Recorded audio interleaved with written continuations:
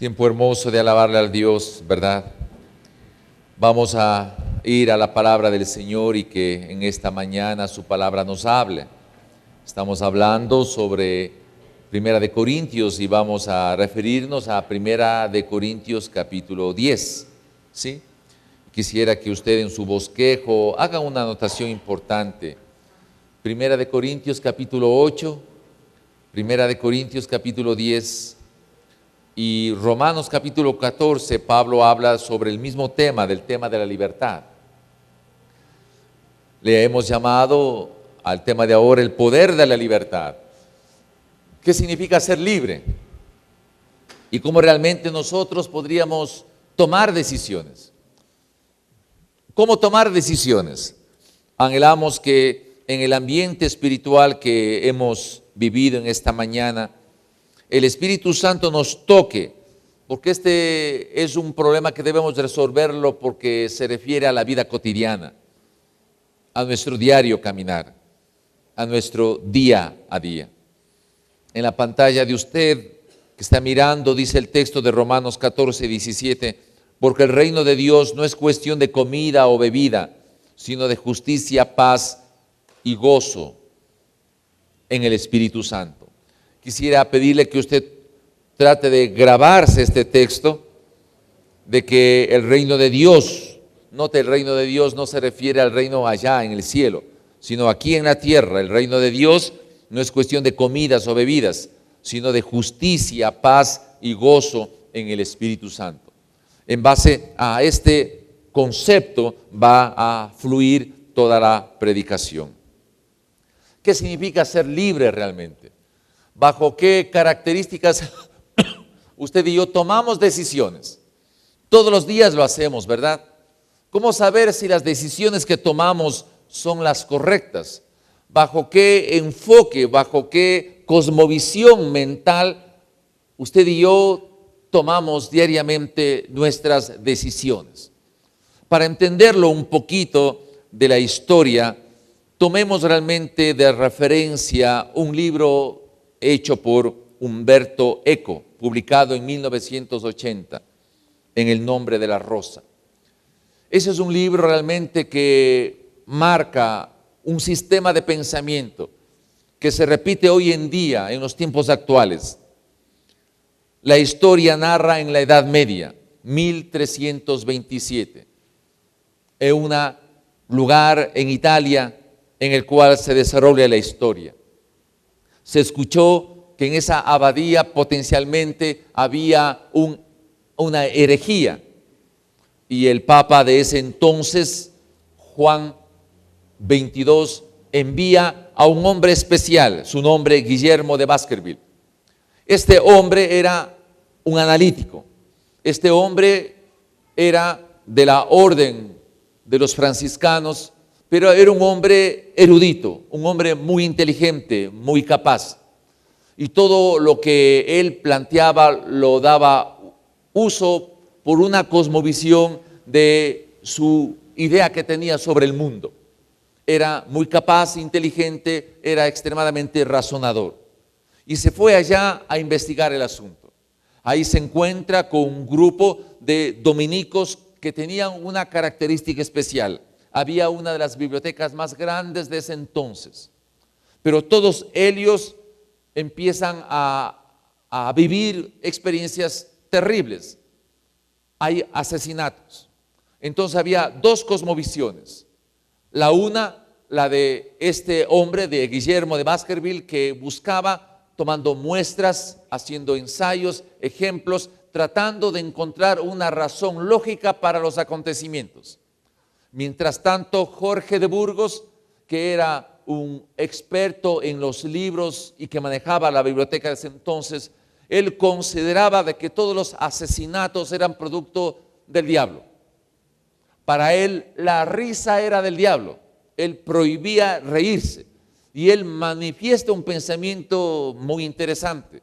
Él decía que el miedo al diablo era necesario para que la idea de Dios se mantenga. Si no había el miedo al diablo, poco a poco la gente iría haciendo a un lado a Dios. Y ahí se producen estos acontecimientos. ¿Quién realmente era el asesino de las diferentes muertes que se estaban dando? Para Guillermo de Baskerville era simplemente alguien humano que estaba haciendo sus asesinatos. Jorge de Burgos, hombre que no aceptaba la risa siquiera, consideraba que eran los demonios y el diablo. Y el tiempo del apocalipsis y la bestia se estaba ya manifestando en ese lugar tan apartado de la zona de Italia. Quiero que mantengan ustedes ese pensamiento. Por un lado, como uno en el ejercicio de la libertad, como Guillermo de Baskerville, todo lo analizaba, todo lo razonaba. Y en el uso del ejercicio del conocimiento de eso, tomaba decisiones. La Biblia dice que el conocimiento envanece, pero el amor edifica. Pero el monasterio de ese entonces, el otro pensamiento era que todo provenía del diablo, todo era de Satanás. Y todos los acontecimientos eran algo místico, no tenía nada que ver con la razón, era algo místico. ¿Cuál tenía la razón? ¿Cuál tenía la razón? ¿Bajo qué esquema este sacerdote dominicano tomaba las decisiones y guiaba así a todo el monasterio? Traten de tener esa idea en sus cabecitas. Vengamos ahora al tiempo actual. El sábado anterior que hubo la fiesta allá en Huangopolo, que al final del culto ustedes van a ver publicado aquí, sucedió algo especial para mi caso. Hicieron una entrevista y ahí había dos personajes interesantes fuera del que guiaba el programa. Había un filósofo, un hombre muy inteligente, muy capaz, muy brillante, aunque era peladito, brillante 100%, muy capaz, muy inteligente. Un psicólogo y un pastor que estaba ahí sentado para analizar el siguiente caso. A ver, vamos, ¿cómo argumentaríamos nosotros la resolución de ese caso? El tema que se trataba era la ética y la moral. Ese era el tema que se trataba, la ética y la moral. Se presenta una mujer de unos 40 años, una condición sencilla económicamente hablando. ¿Cuál era su problema? Ella planteó su testimonio y decía, me detectaron leucemia. Y durante buen tiempo me estaban dando toda la medicina necesaria para la leucemia, cáncer. En ese proceso voy al ginecólogo y me dicen que estoy embarazada.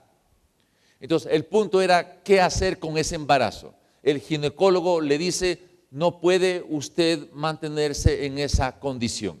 Ella no sabía realmente qué hacer. Pasa el tiempo. El ginecólogo le dice, usted tiene que firmar este documento porque si usted sigue en este proceso de embarazo, usted corre alto peligro para su vida y también para los niños. Tiene que abortar a esos niños.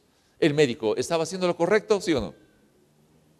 ¿Sí? ¿Sí? Si yo le dijera a ustedes, me dijera, a ver, vamos a hacer, ustedes son los jueces, ¿sí? Ustedes son los analíticos. Levanten la mano los que consideraban que estaba el doctor en su razón. Debía esta mujer con leucemia, con quimioterapia, tenía que abortar esos niños. A ver, ¿quién está de acuerdo? Bueno, más o menos ahí. Muy bien, perfecto, ¿no? Ella tenía una situación especial. Le conversa al esposo que está embarazada y con leucemia, el esposo agarra sus maletas y se le va. Y le deja abandonada a la mujer con leucemia, con ya 2 hijos y con el embarazo. Pero para situación más crítica todavía eran mellizos. Pueden ustedes imaginarse. Ella con leucemia, mellizos, el médico le dice, tiene que abortar. Ella dice, ¿qué hago? Se acerca una fundación cristiana y le habla del poder de Jesús. Para entonces el diálogo entre este filósofo, el psicólogo y el pastor era qué era la ética y qué era la moral. Este filósofo decía que la moral lo impone la sociedad. La moral es relativa y le impone la sociedad. Para él estaba en lo correcto el médico que le decía que es moral que esta mujer aborte, porque si no abortaba, esos niños tenían graves efectos si es que naciesen así. O la vida de ella misma corría gran peligro. Ese era el concepto de la moral. Ella toma una decisión. Le dice al ginecólogo, le dice, aunque mi marido me abandonó, estoy sola aquí, aunque estoy con leucemia, no quiero dejar que Dios tome la decisión. Voy a tener esos hijos. Pasa el tiempo, nacen los hijos, sin ningún problema, sanitos, y Dios le sana a ella de leucemia. Imagínense el cuadro.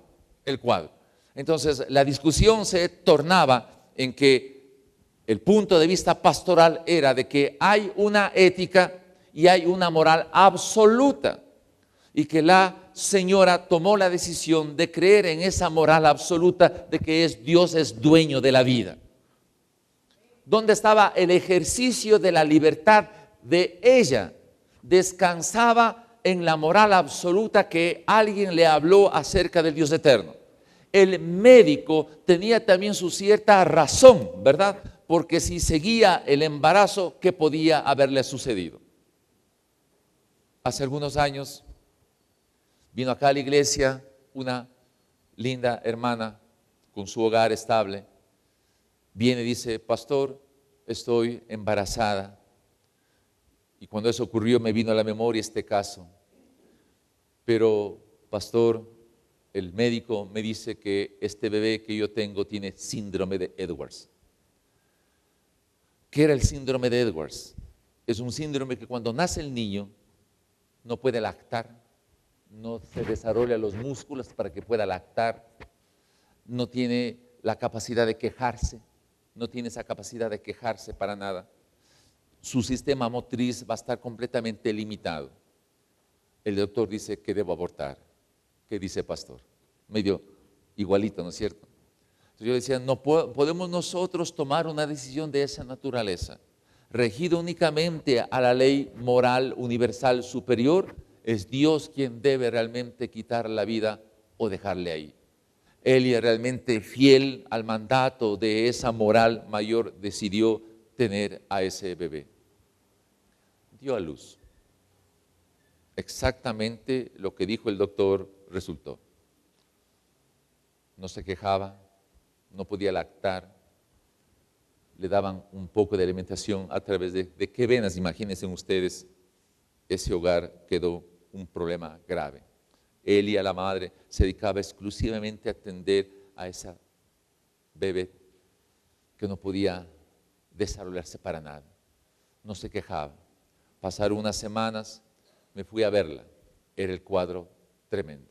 Elia totalmente desesperada, los hijos reclamaban su atención. Ella no pensaba otra cosa que atender a su bebita, que por una obediencia a Dios permitió todo el proceso y ahí estaba. El rostro de la niña, con los ojos grandes, solo expresaban dolor. Estaba sufriendo, no podía llorar, no podía quejarse. Los ojos grandecitos expresaban su queja. ¿Qué hacer? Yo le dije, ¿me permiten estar un tiempo a solas? Y viendo ese cuadro, ¿qué podía yo decir? Tal vez la pobre hermana estaba pensando que debía haberle obedecido al médico, porque ahí está el bebé en esas condiciones. Yo recuerdo que me arrodillé y muy quebrantado al ver, tengo en mi rostro la carita de la bebita ahí. Dije, Señor, tú ves a tu sierva que te obedeció y estuvo hasta el fin. Pero esta bebita está así. Señor, llévale a tu presencia. A los 2 días murió. Pero se mantuvo el principio. Se mantuvo el principio, que es Dios quien tiene el control de la vida, nosotros no. Cada día usted y yo tomamos decisiones. ¿En base a qué parámetros? ¿Cuál es nuestra cosmovisión? En este proceso de este libro del nombre de la rosa, este fraile que consideraba que la risa es del diablo y que hay que mantener el temor al diablo para que Dios permanezca en su existencia, no era analítico, no era razonador como Guillermo de Baskerville. Pero Guillermo de Baskerville llegó a demostrar que el asesino era él, porque él, por mantener ese principio, se encargaba de los asesinatos. ¿Bajo qué esquema realmente nosotros tomamos decisiones? ¿Dónde está realmente nuestra libertad? ¿Cómo realmente decir que somos libres? ¿Cuál es el concepto de libertad? El ser humano es un agente moral libre. Dios así diseñó a la humanidad. Agente porque es dinámico. Y escuche bien, Dios le diseñó al hombre para que sea catalizador de procesos. El médico ejerció esta característica. Él consideraba que en su función de médico tenía que catalizar, es decir, acelerar el proceso, y el embarazo tenía que detenerse. Caso contrario, había grandes problemas para la salud de ella y de los niños. Pero somos nosotros sujetos morales, a una moral no relativa. Este hombre muy inteligente, este filósofo, decía que la moral le impone la sociedad. La sociedad impone valores. La ética tiene que ser relativa, porque depende de la moral que pone la sociedad. Nosotros tenemos que tomar decisiones en base a una moral absoluta. Esta mujer sin marido, sin recursos económicos, le creyó a Dios, dijo que se haga hecho tu voluntad, no la mía, y pasó la historia que ya les narré.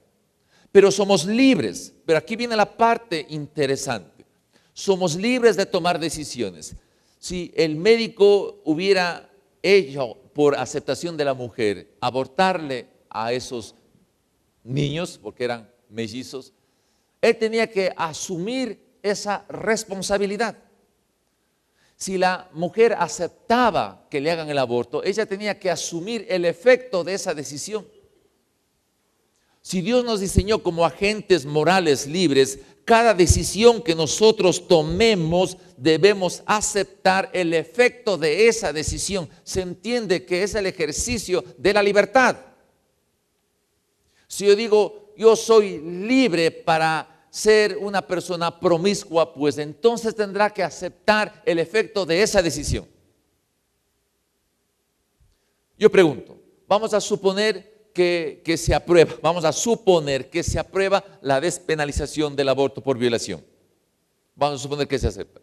A ver, damitas, aquí están, a ver, ustedes jovencitas. ¿Ustedes creen que puede haber mujeres que no por violación, sino porque son promiscuas, utilicen este artículo de la ley para hacerse abortar porque ellas dicen, me violaron? ¿Puede haber mujeres que pueda haber eso? ¿Y quién le demuestra que no le violaron? ¿Cómo demuestra eso? ¿Cómo demuestra que fueron violadas?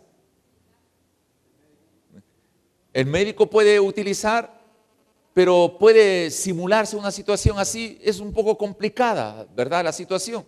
Porque puede haber mujeres un tanto promiscuas que dicen, bueno, soy promiscua y me embaracé, no quiero tener ese bebé y paso, cojo esta ley y digo, por favor, abórtenme y denme toda la atención de la mejor posible.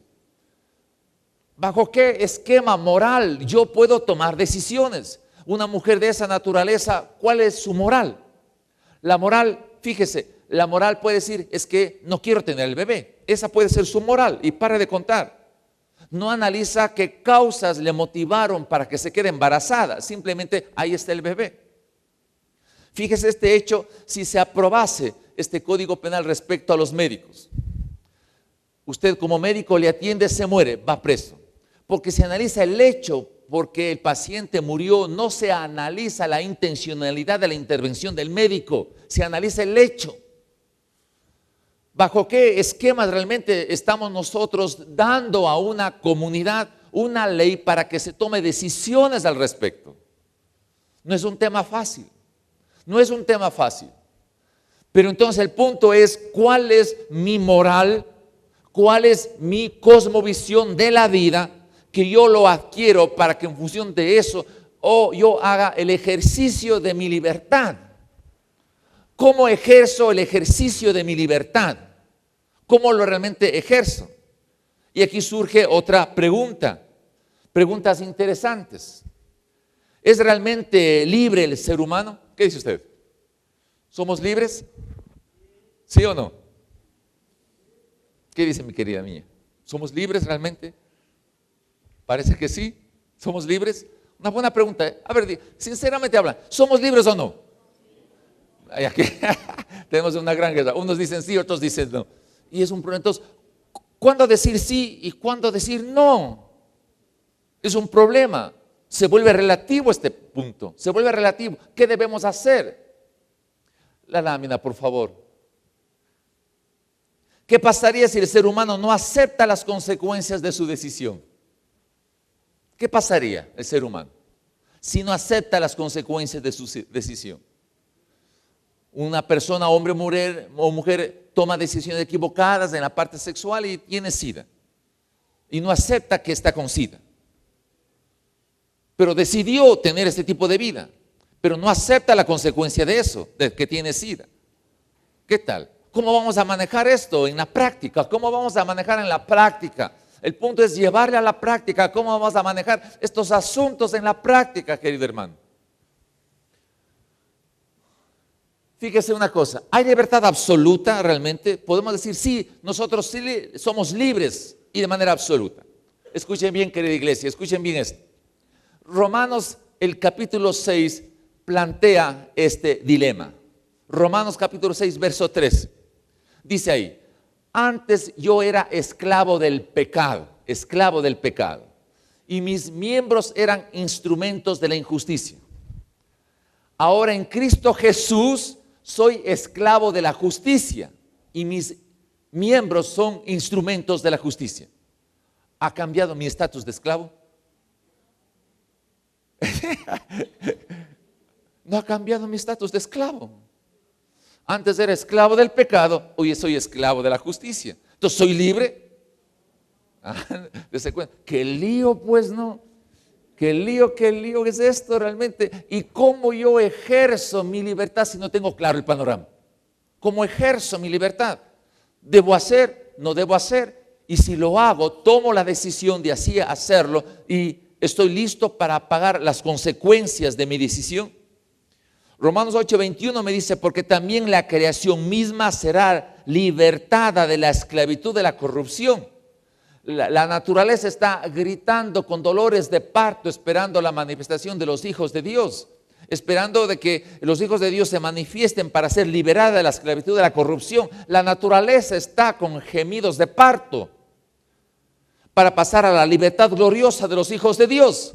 Pero ¿cuál es la libertad gloriosa de los hijos de Dios? De que yo puedo obedecer a Dios y decir no al pecado. Y sí a obedecer a Dios. Pero la Biblia me dice, a quien yo obedezco soy esclavo de quien obedezco. Si obedezco al pecado soy esclavo del pecado, pero si obedezco a Dios soy esclavo de Dios. Y ahora, entonces el ejercicio de mi libertad, ¿dónde está? Más aún vamos a ver un tema que es importante darnos cuenta, querida y amada iglesia. El capítulo 8 de Primera de Corintios, el capítulo 10 de Primera de Corintios y Romanos 14 están entrelazados. Pablo presenta este dilema en las iglesias, que había discusión y problemas como en este momento lo estamos haciendo.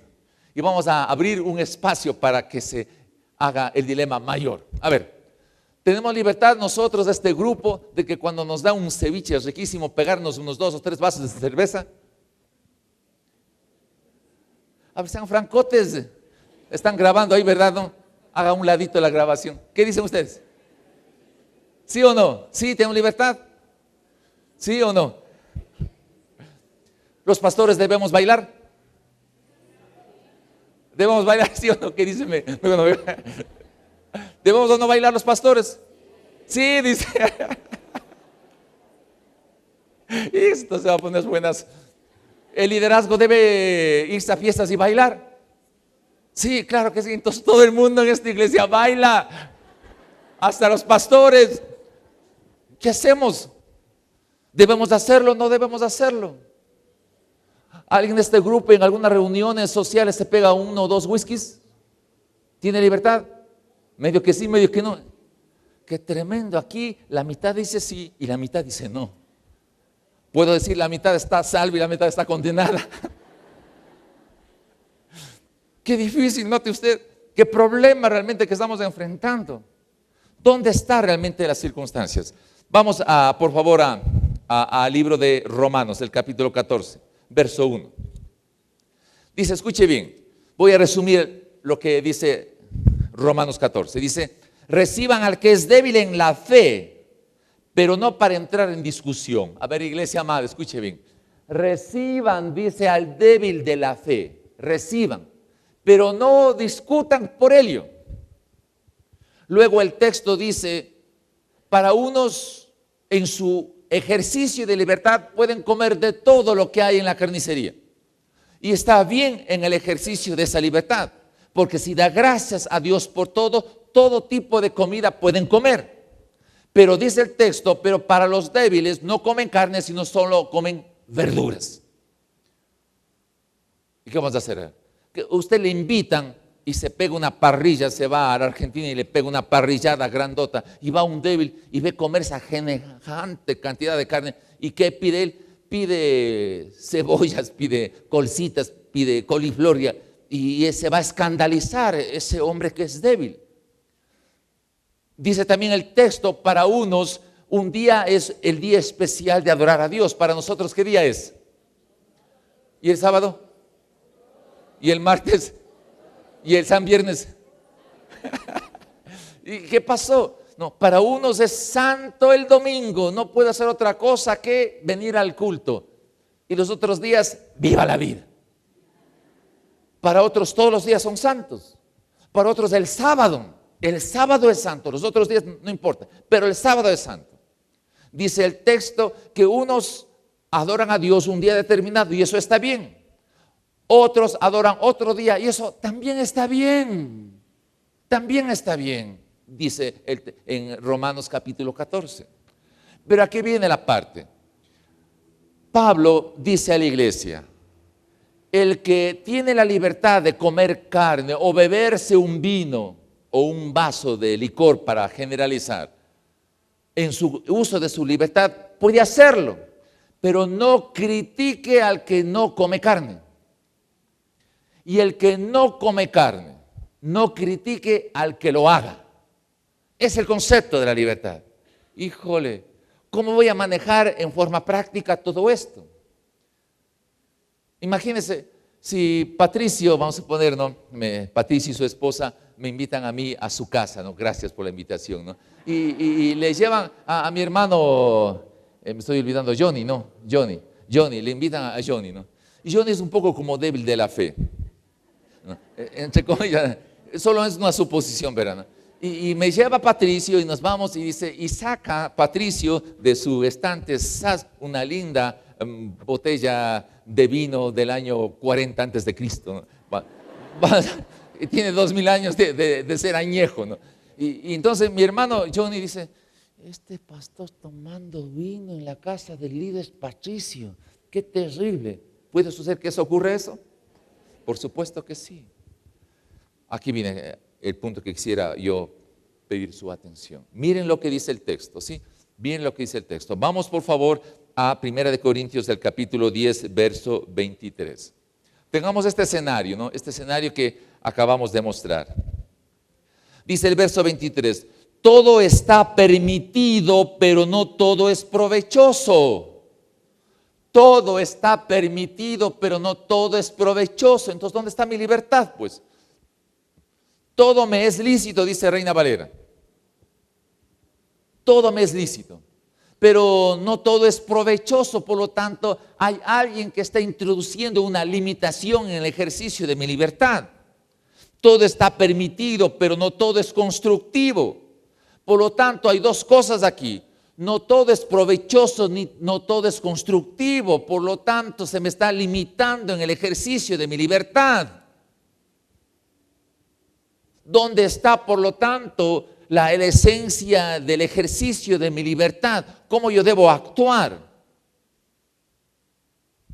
Luego dice el verso 14, que es un verso fulminante. Dice, verso 14, que nadie busque sus propios intereses, sino la del prójimo. Que nadie busque sus propios intereses. Vamos a la escena con Patricio. Hola Patricio, ¿cómo está? Gracias por invitarme, gracias Sandrita, qué rico ceviche, por así decirlo, ¿no? Qué bueno, quedaría aquí una buena cerveza, un buen vino. Mi hermano Johnny, ¿no? Detectamos que tendría problemas por eso.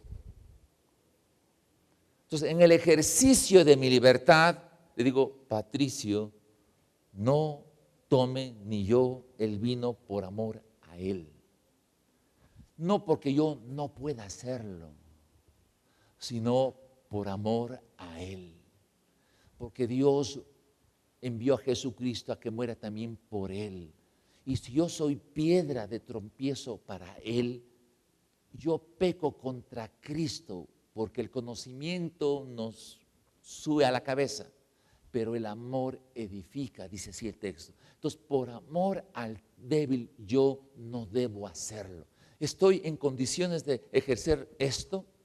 ¿Estoy en condiciones de mirar al débil y por amor al débil yo no lo hago? Cualquier cosa que considere que lo puedo yo hacer. Pero hay un pensamiento muy típico en las iglesias. ¿Estamos entre maduros? Sí, venga la cerveza. Este es un tema delicado. Este es un tema complicado. Porque no tenemos claro qué. ¿Qué no tenemos claro, hermanos? ¿Qué no tenemos claro? No todo es conveniente. No todo edifica. Mire lo que dice. Verso 25. Coman todo lo que se vende en la carnicería sin preguntar nada por motivos de conciencia. Porque del Señor es la tierra y todo cuando hay en ellas. Entonces, cuando yo voy a comerme y hace una invitación y oramos, Dios bendice estos alimentos en el nombre de Jesús. Entonces, todo lo que se sirva en la mesa se debe comer por motivos de conciencia, porque se ha dado gracias a Dios por todo. Pero aguántelo un ratito. Pero aguántelo lo que dice aquí. Si algún incrédulo le invita a comer y ustedes aceptan la invitación, no, si algún incrédulo, gracias Patricio por una broma, ¿no? Aceptan la invitación, coman de todo lo que les sirvan sin preguntar nada por motivo de conciencia. Ahora bien, si alguien le dice esto ha sido ofrecido en sacrificio a los ídolos, entonces no lo coman, por consideración al que se lo mencionó y por motivos de conciencia. Me refiero a la conciencia del otro, no la de ustedes, porque se ha de juzgar mi libertad de acuerdo a la conciencia ajena. Eso podría ser mi razonamiento con Patricio. ¿Por qué me va a juzgar mi libertad por la conciencia de Johnny? Yo lo puedo hacer. Eso es razonable. Pero aquí es el mismo tema de Guillermo, que hacía su análisis en su proceso. Baskerville hacía todos los análisis lógicos, pero la historia revela que él era rudo, duro, le faltaba compasión, le faltaba amor. Esto es lógico, esto es razonable, entonces lo hago. Defiendo mi libertad de mi conciencia, esto es razonable, entonces yo tengo razón en esto, lo hago. Pero no tomo en cuenta la debilidad de mi hermano. Y por amor a él yo me debo restringir. Pero aquí se presenta un problema. Supongamos que Johnny también sea maduro, ¿no es verdad? Y si nos pegamos el vino o un vaso de whisky, porque estamos entre maduros. Y de pronto me voy acá, me invitan, y yo no sepa cómo usted sea, si sea débil de conciencia o no. Y qué lío ponerme ahí en un punto, ¿cómo será el grupo? ¿Será maduro o no será maduro? Entonces yo tengo que vivir en angustia a ver si donde yo actúo en un área, actúo de una manera, en otra de una manera distinta. Eso me esclaviza, no me permite ejercer la libertad. Entonces algo tiene que suceder. Caso contrario, tendría que hacer un enorme esfuerzo para analizar dónde estoy y en función de dónde esté, yo actuar. Y eso sería terrible. Yo no puedo tener ese tipo de conducta, mi hermano querido. No puedo tener ese tipo de conducta. Tengo que ser único para que la actitud interna y la conducta externa se alineen al sistema mayor. Algo tiene que pasar en mí. El universo, hermano querido, y su entorno tiene sus misterios. Y aquí viene el punto central. Aquí viene, hermano querido. Tengo que definir primero lo que quiero ser. Este es el gran problema. No defino lo que quiero ser. Y la lucha en las iglesias a lo largo de la historia, de miles de años de historia, se refleja porque no había claridad de lo que se quiere ser. Esto era un problema grave. Azzo, que era el discípulo de Guillermo de Baskerville, era un jovencito que estaba aprendiendo a ver cómo reacciona su maestro que le llevó y cómo reaccionaba el líder de ese monasterio. Él estaba por aprender. Él es el que narra toda la historia y finaliza él de anciano cuando escribe toda esa historia. El problema está en que nosotros, al pasar los años, no definimos lo que queremos realmente hacer. Por favor, esa lámina. No definimos lo que queremos nosotros hacer. Tengo que definir primero lo que quiero hacer, lo que quiero ser. Y ese es nuestro problema. Como yo no defino lo que quiero ser, actúo de una manera en un lado y de otra manera en el otro lado. Y así es todo. En todas las áreas es así. Como no he definido lo que quiero primero ser, soy ambiguo. No tengo una conducta uniforme. En casa soy una cosa y en la oficina soy otra cosa. Soy ambiguo. No tengo definido claramente lo que quiero ser. La Biblia me dice que debo ser imitador de Pablo, o de Cristo, o de Dios. Primera de Corintios 4:16 dice, sigan mi ejemplo, dice Pablo. Amada iglesia, escucha esto con atención, por favor, ¿no? Pablo dice, sigan mi ejemplo. Primera de Corintios, el capítulo 11, el verso 1, el texto señala que yo debo ser imitador de Pablo como Pablo es imitador de Cristo. En Efesios 5:1 dice, debemos ser imitadores de Dios como hijos amados. Imitadores de Dios como hijos amados. El libro de Hebreos 6:12 dice, no sean perezosos, imiten a quienes ejercitan la fe y han adoptado las promesas de Dios. Entonces el pensamiento, por favor, ¿cómo calificarnos realmente nosotros? Déjenme ponerle primero este escenario. Todos le conocemos al señor presidente de la República, ¿verdad? Pero yo le puedo decir que él no me conoce a mí. Aunque yo le conozco a él, él no me conoce a mí. ¿Puede ver eso? Muy bien. La mayoría le conoce a Dios. Pero otra cosa es ser conocidos por Él. ¿Cuándo somos conocidos por Él? Cuando tenemos un patrón claro de cómo debemos ser en nuestra conducta cotidiana. Sé que esto no es fácil. Sé que esto es lo más difícil. Y esta es la tarea que debemos buscar toda la iglesia de todo corazón. Definirnos cómo nosotros queremos ser. ¿Cuál es nuestro perfil que queremos mostrarnos? Primer escenario. La mesa de discusión del soberano Dios del cielo y de la tierra. Dios se reúne con todo su corte. Vamos a analizar a Patricio. Ahí está Patricio. Por amor a mi hijo amado, no tomó su vaso de whisky por amor a Johnny que le invitó. Este es mi hombre de valor. Este es conocido por mí. Porque se dio en el propio ejercicio de su libertad por amor al débil. Se contuvo, tomó una decisión valiente por amor a él. Este es conocido por mí. Vamos al otro escenario. Aquí está Satanás, que también tiene una mesa de discusión, una mesa, y ahí está Patricio. Y mientras en el escenario de Dios, Dios le alaba a Patricio, dice, este es conocido por mí. Esa misma situación en el infierno, la actuación de Patricio hace que chille el diablo, hace que se desespere. y le descontrola todo el infierno. ¿Escuchó eso? Descontrola todo el infierno. Cambiemos de escenario. Patricio dice, ¿qué me importa de Johnny, lo que piense Johnny? A mí me gusta tomar y darle. En la mesa de Dios hay tristeza.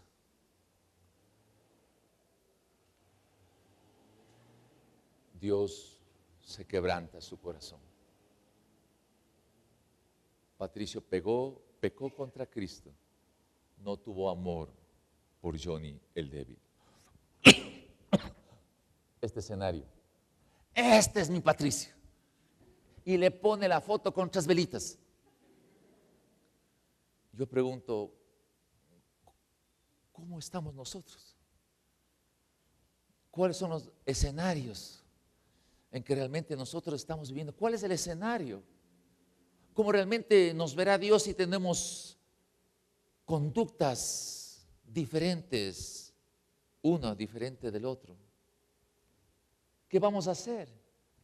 Pero definido el modelo, la libertad corre. Definido el modelo, la libertad corre. Vamos entonces a algunas pautas. Sí, vamos a algunas pautas. Verso 24, fíjese verso 24. Dice el texto, que nadie busque sus propios intereses, sino la del prójimo. Que nadie busque sus propios intereses. En el primer escenario, ¿no? Patricio no buscó sus propios intereses, sino los intereses de mi hermano. Vamos a la relación matrimonial.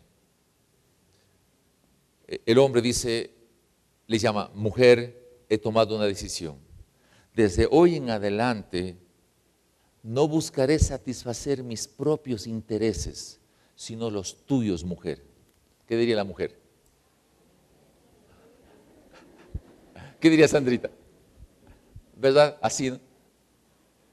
Si se mantiene en esa condición y la mujer dice, tú eres el varón, tú eres la cabeza, tú eres el sacerdote, así es que no se cumplen tus intereses, solo los míos, porque eso es tu deber. Amén. Sí, Sandrita diría, gracias marido, pero yo también voy a hacer lo mismo. No voy a buscar satisfacer mis propios intereses, sino los tuyos. Y esa es la conexión de armonía.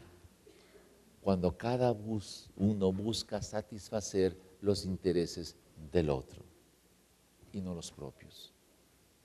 Caso contrario, no hay justicia. Y el reino de los cielos es justicia, paz y gozo en el Espíritu Santo. Si no hay esta conexión de armonía entre esposo y esposa, entre padres e hijos, que lamentablemente fallamos ahí, entonces el reino de los cielos no se hace evidente. Porque donde hay paz, donde hay gozo, donde hay justicia en el Espíritu, el reino de Dios es evidente. Ese es el ejercicio de la libertad. Pero miren otra cosa. El verso 31. Verso 31.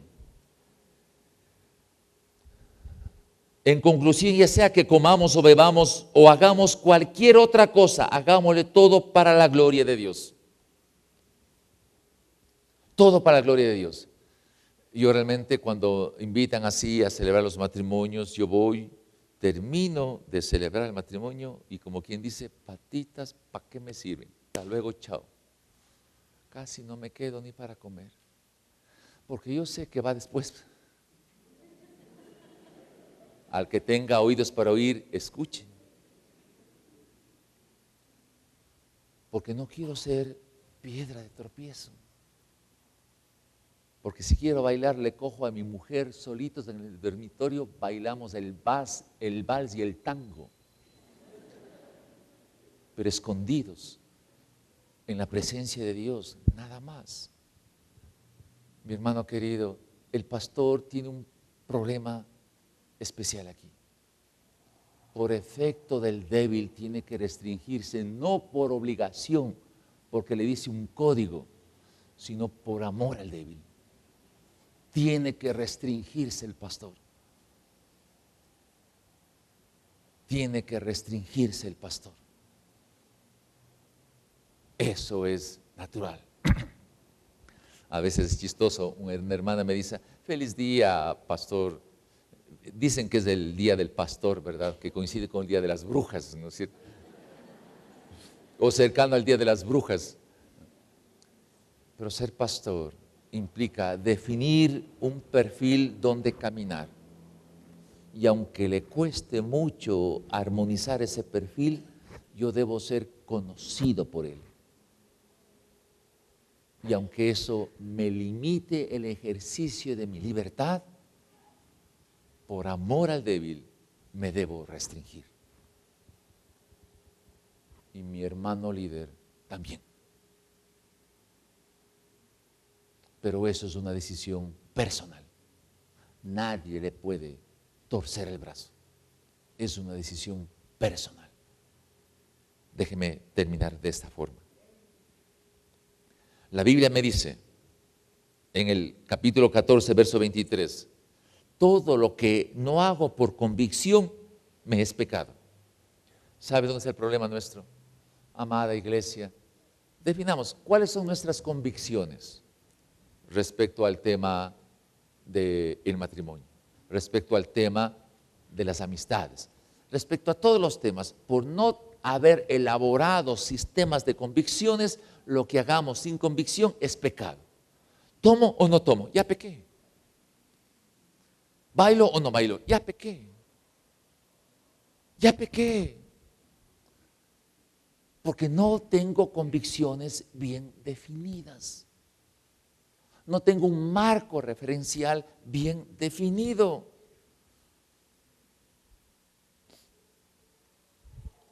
Amada iglesia, ¿saben qué terminó? En el nombre de la rosa, de que este fraile que decía que no debe haber risa porque la risa es del diablo,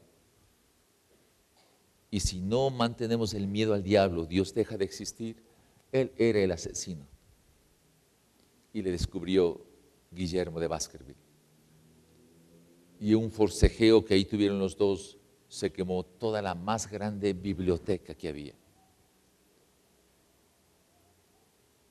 Déjeme ponerle esta aplicación. Murió este fraile y casi muere Guillermo de Baskerville. Cuando no hay acuerdos absolutos, el fuego interviene. Cuando no hay acuerdos absolutos, el fuego interviene.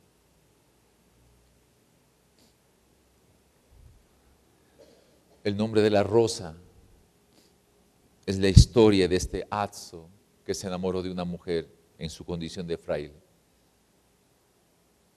y no sabía el nombre de aquella mujer que según él es el único amor de su vida. Y él escribe de viejito, no sé el nombre de la rosa. Amada iglesia, si no tenemos convicciones claras, vamos a arruinar nuestra existencia. Arruinamos a nuestro cónyuge y a nuestros hijos.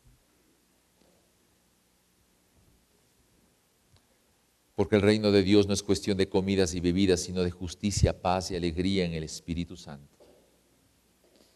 Pero dijo, déjeme terminar este punto. ¿Qué tipo de convicción llegaré yo a tener? Dice el texto, Romanos 14, 21, más vale no comer carne, ni beber vino, ni hacer nada que haga caer a tu hermano.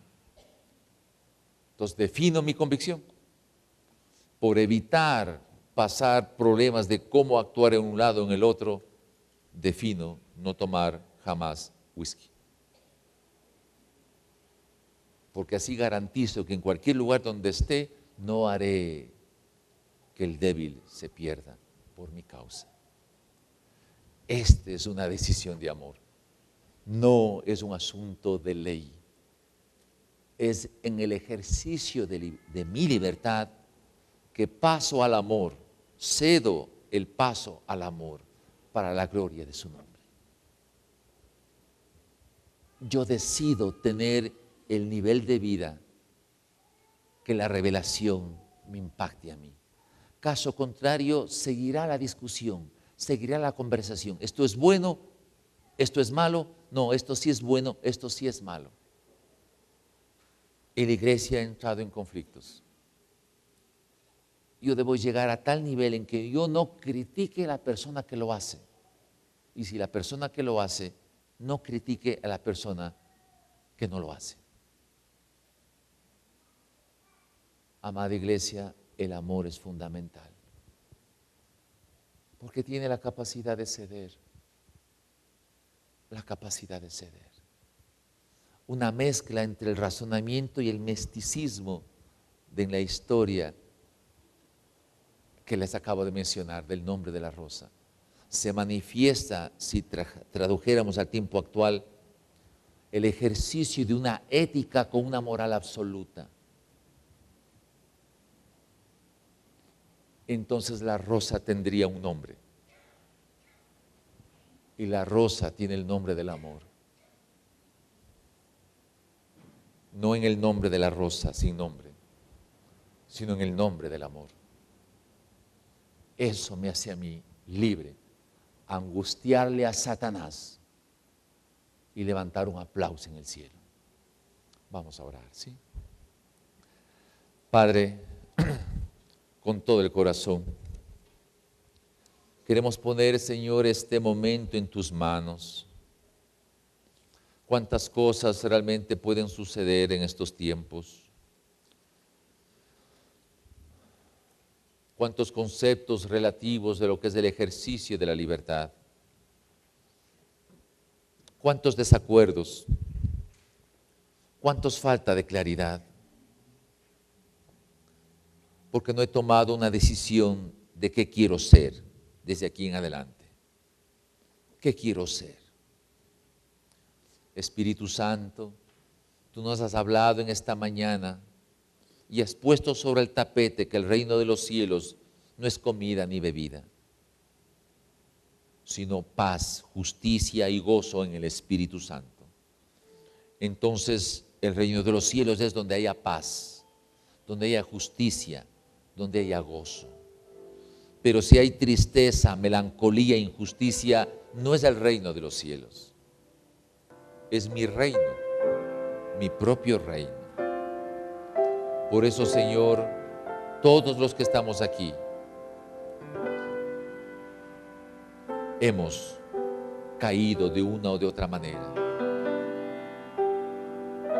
Pero queremos en este momento, Señor, pedirte con todo el corazón que tu Espíritu Santo nos sujete, nos eleve. Elévanos, oh Dios, elévanos, Espíritu Santo, al conocimiento tuyo y que tú, Señor, nos conozcas a nosotros. Queremos ser conocidos por ti, oh Jehová. Queremos ser los que aceleremos los procesos en el ejercicio de mi libertad de ser agente moral libre. Quiero acelerar procesos para que tu reino se extienda. ¿Cómo yo puedo acelerar un proceso? Definiendo lo que yo quiero ser. Si defino lo que quiero ser delante de ti, aceleraré los procesos para ser igual en cualquier situación en que me encuentre. Si no, tendré lados oscuros de mi vida, lados escondidos. Pero transparente también es delante de ti, oh Jehová, que yo muestre, que tenga delante de ti esos lados oscuros y que los reconozca.